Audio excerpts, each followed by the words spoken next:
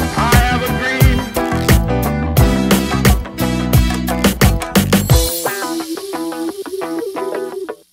Bonjour, bienvenue sur The Black News. Aujourd'hui, pour faire suite à la capsule Choc culturel, nous allons faire une capsule sur l'intégration alimentaire. J'ai avec moi Christine Perrault, une étudiante finissante au baccalauréat en nutrition. Bonjour Christine. Bonjour Cassandre. Pour commencer, est-ce que vous pourriez m'expliquer votre cheminement pour arriver au Québec? Donc, je suis venue au Québec en 2001. J'avais 8 ans avec ma famille, mon frère et ma mère. Je suis venue ici vraiment de façon in extremis. J'ai appris le jour même que je m'en venais au Canada. Belle surprise. Oui, vraiment une très belle surprise. Mais je suis venue l'été, donc ça a permis de faciliter l'intégration. OK, pas trop de froid. Non, pas trop de fois, pas encore. Et c'est ça, alors je suis venue m'installer chez ma tante qui était là déjà depuis quelques années. Et puis tout a commencé là. OK. Avant de rentrer dans le sujet du Québec, est-ce que vous pourriez me parler de vos habitudes alimentaires d'origine? Oui, en Haïti, c'est vraiment différent du Québec. C'est un pays en voie de développement, c'est assez pauvre, il n'y a pas d'électricité. Donc, la nourriture, ça achète le jour même. Donc, puis le lait, c'est en poudre ou tout est en conserve. Sinon, c'est très gras, vraiment très gras. Tout est frit. Puis, il y a beaucoup de légumes, de fruits frais qu'on achète sur place. Il y a des marchés partout, il y a des supermarchés, mais pas beaucoup. Je veux dire, il y a beaucoup de marchands, tu achètes la nourriture dans la rue, comme la viande directement, tu vois. Sinon, on mange 3 repas par jour. C'est juste qu'on met plus l'emphase sur le dîner. C'est le plus grand repas. Puis le souper, c'est quelque chose de vraiment léger qu'on prend. OK. Donc, c'est notre première différence ici. Oui. Est-ce que vous avez d'autres chocs alimentaires que vous avez vécu en arrivant? Oui, j'ai trouvé tout fade, extrêmement fade. J'ai comme... Excuse-moi. Les 0%, les yogourts, les desserts, c'est pas pour vous, ça? Oui, ça, c'était assez sucré, mais je veux dire, il y avait tellement d'aliments transformés qu'il n'y avait pas nécessairement en Haïti, puis je mangeais pas. J'ai perdu tellement de poids quand je suis arrivée parce que tout goûtait absolument rien. OK. Donc, ça a été un assez grand choc, puis de voir, bon, il n'y avait pas de marchandes dans les rues. J'étais comme, bon, on va aller à l'épicerie. Mais ça a été vraiment mon choc, c'est le goût. Il n'y avait pas de goût. OK. Puis si on parle, vous me dites qu'il n'y avait pas de marchands, donc c'était pas dans la rue. Est-ce que vous avez côtoyé un peu les grandes surfaces comme Walmart, Target? Oui, ça, je peux dire, quand la fois que je suis rentrée là, j'étais éblouie. C'est comme tout en un endroit. C'est merveilleux comme endroit. Mais oui, j'ai fait le tour, puis j'ai apprécié. OK. Le rêve américain. Oui, exactement. C'est bon. Si on parle plus du Québec, qu'est-ce qui vous a fait plaisir avec l'alimentation? Le Québec, c'est la diversité. C'est le fait que je peux manger de l'asiatique, de l'italien, du grec, dans les restaurants, ou bien je peux le faire moi-même à la maison. Donc, c'est vraiment été le plaisir de découvrir d'autres cultures. Même si j'étais au Québec, j'ai découvert les plats asiatiques que j'avais jamais mangé en Haïti, par exemple. Okay. Donc, c'est ça. Puis j'aime aussi qu'il y a 4 saisons. Donc, il y a des légumes et des fruits qui viennent, par exemple, l'automne, c'est les courges. Il y en a aussi à la cabane à sucre au début du mois de mars. Donc, j'ai vraiment aimé que je pouvais avoir tant de diversité quand j'étais habituée à manger toujours les mêmes plats, jour et après jour en Haïti. OK.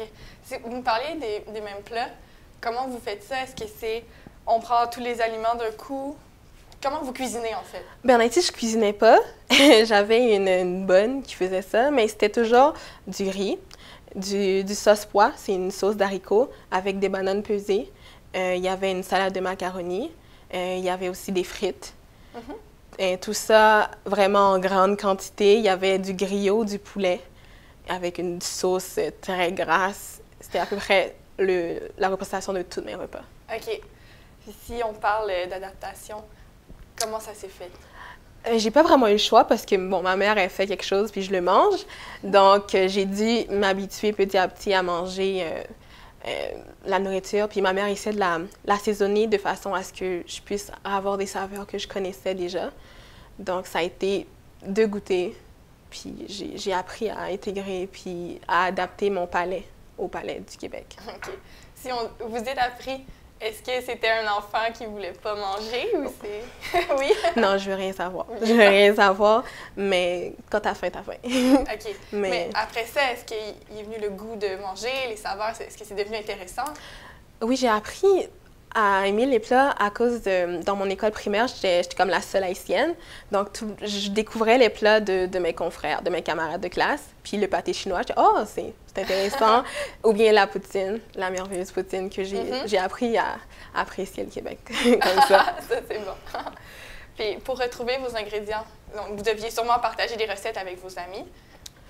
Oui, mais ma mère, elle a beaucoup comme arrêté de suivre les traditions d'Haïti. Elle s'est vraiment bien adaptée, puis elle faisait des plats québécois typiques. Je veux dire, on faisait des spaghettis, manger des tacos le jeudi. Vous voyez les gens. Donc, je sais pas, j'ai pas vraiment... C'est ma plus grande déception, c'est que j'ai pas suivi mes cultures. Je me suis vraiment trop adaptée au Québec. OK. Donc, ça arrive que je vais dans des restaurants ou que je vais dans des épiceries haïtiennes, mais c'est très rare. Est-ce que vous pouvez nous donner des endroits à Montréal où on peut en retrouver? C'est Orpineuf. OK. Il y a plein de marchés haïtiens. Sinon, c'est dans Montréal-Nord ou bien à Saint-Michel. Mais je connais pas parce que je vais pas à ces endroits-là. Je suis un peu paresseuse. Je vais à l'épicerie du coin. Puis je mets les épices pour que ça puisse avoir plus de saveur. OK. Puis les épices, on est capable de retrouver quelque chose? Oui, c'est oignon, ail, piment du chef. On met du jus de citron. C'est à peu près la base de toute marinade pour avoir un peu de saveur. OK. Dans le fond, ça ressemble déjà un petit peu à ce qu'on avait au Québec. Oui, mais non. Non. Je veux dire, oui, mais je veux dire, la quantité de temps qu'on met pour la marinade ou quoi que ce soit, puis après ça, on le fait frire. En plus, avec le gras, c'est encore plus savoureux. Puis... Ça fait mijoter pour que les saveurs s'imprègnent. OK. Oui. Je vois que ça a l'air de s'allumer. Oui, un peu. C'est bon, ça. Est-ce qu'il y a quelque chose qui vous ferait saluer si on parle des aliments du Québec? Bon, j'ai dit la poutine. Je vais essayer d'être un peu plus imaginative. La poutine. La poutine. La poutine est là. Oui, il n'y a rien qui compare la poutine, mais j'aime aller à la cabane à sucre. OK. Bon, tout ce qui est dans le sirop d'érable, c'est bon. Sinon, plus côté santé, je sais pas, j'ai aucune idée. Mais c'est pas grave. Ouais, mais c'est ça, j'ai juste la poutine en tête en ce moment, là, je suis vraiment désolée. Non, mais c'est bon, si c'est votre plat préféré, parce c'est parfait.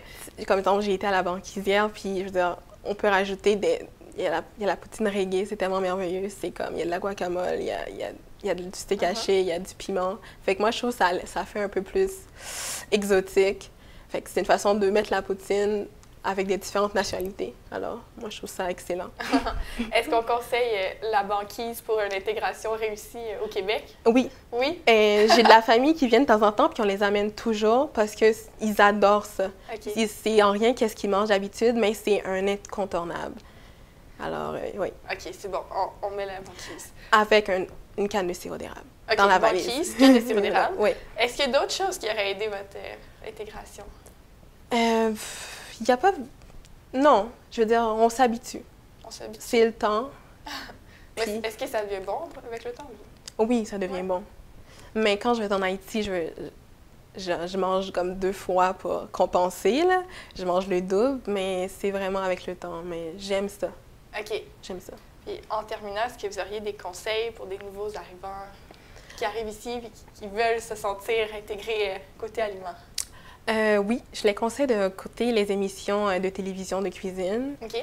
Parce qu'on voit comment apprêter les plats, puis ça rend la nourriture beaucoup plus savoureuse, comme ça éveille le goût de vouloir le goûter un peu. Et sinon aussi de goûter.